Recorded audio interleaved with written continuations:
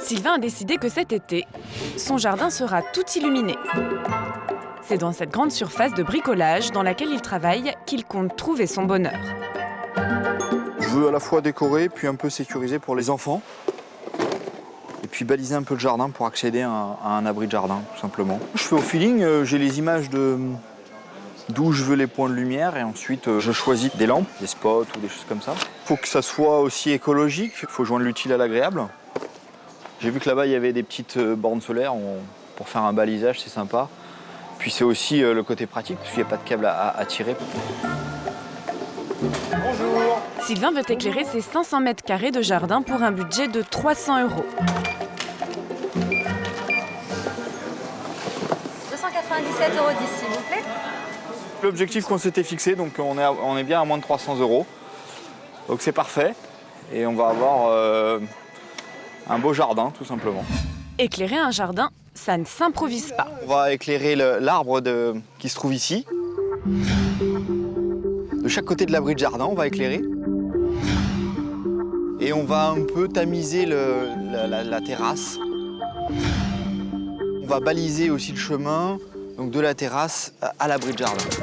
Sylvain commence par le balisage. 16 bornes solaires, c'est facile à installer et cela ne consomme rien. Un produit écologique parce que c'est un produit avec panneau solaire, donc il n'y a pas de...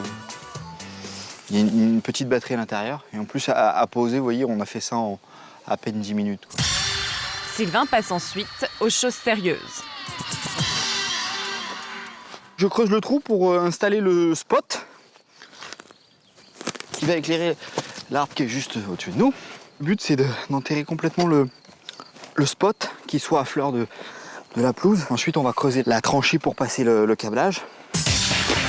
Reste à imaginer ce que cela peut donner. Le réajuster. On va le placer pour qu'il soit bien orienté pour l'arbre. Après, on réajustera avec quand la lumière du jour sera tombée. Comme Sylvain, ils sont de plus en plus nombreux à vouloir jouer de la lumière dans leur jardin. Donner vie à son extérieur dès la tombée de la nuit est devenu tendance. Amaury van der Straten en a même fait son métier. Il crée des ambiances lumineuses pour des jardins d'exception dans toute l'Europe. Pour lui, ses clients doivent pouvoir profiter de leur jardin de jour comme de nuit.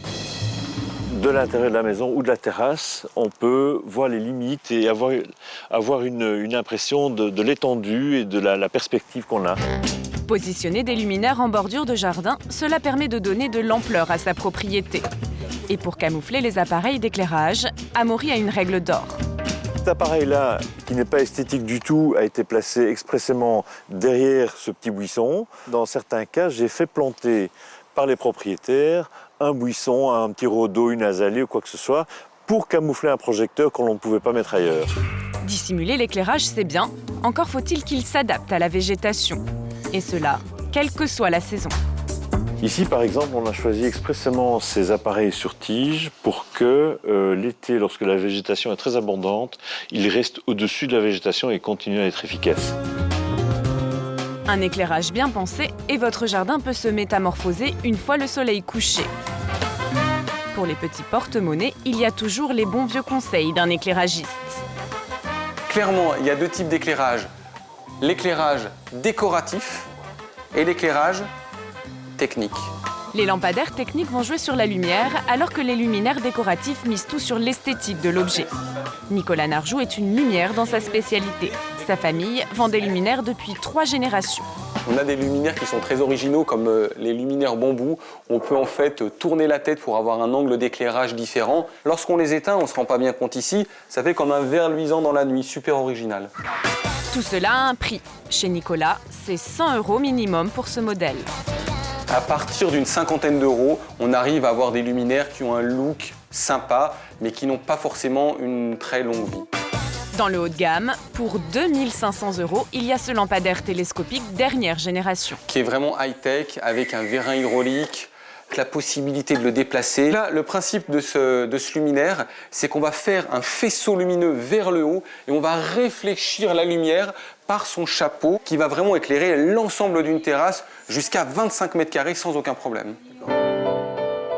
Chez Sylvain, la nuit est tombée et le résultat est déjà visible. Reste quelques réglages à faire pour notre amateur. Enfin, le résultat escompté. Voilà, on a bien le chemin de balisage. Et puis, sur le fond du jardin, les 2 points de lumière qu'on cherchait. Une sur la façade d'abri de jardin et l'autre qui éclaire le dessous de l'arbre. Parfait. Ça vous plaît, les enfants? Ouais, génial, papa. C'est super. Il aura fallu seulement 300 € à Sylvain pour transformer son jardin en un lieu féerique.